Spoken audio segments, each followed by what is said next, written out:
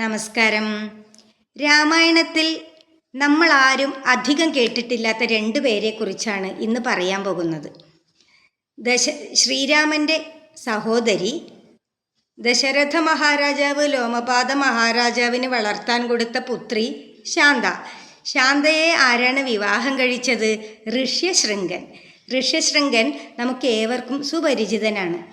T Vasudevan Nair Vaishali എന്ന സിനിമയിലൂടെ നമുക്ക് ഋഷ്യശൃംഗനെ പരിചയപ്പെടുത്തിയിട്ടുണ്ട്. ഈ ഋഷ്യശൃംഗൻ തന്നെയാണ് ആ ഋഷ്യശൃംഗനും. പക്ഷേ ഇതും പുരാണവുമായി, വൈശാലിയിലെ കഥയും പുരാണവുമായി ഒരു ബന്ധം ഇല്ലെങ്കിലും ഋഷ്യശൃംഗൻ ഈ ഋഷ്യശൃംഗൻ തന്നെയാണ്. പുത്രകാമേഷ്ടി യാഗം വസിഷ്ഠ മഹർഷിയുടെ ഉപദേശപ്രകാരം, ദശരഥൻ്റെ ആവശ്യപ്രകാരം ആരാണ് നടത്തുന്നത്? ഇതേ ഋഷ്യശൃംഗൻ.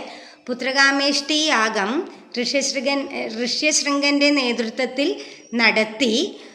യാഗത്തിൻ്റെ ഫലമായി ലഭിച്ച പായസം ദശരഥ പത്നിമാർക്ക് തുല്യമായി വീതിച്ചതിൻ്റെ ഫലമാണ് ദശരഥന് 4 പുത്രന്മാർ ജനിച്ചത്. നന്ദി, നമസ്കാരം.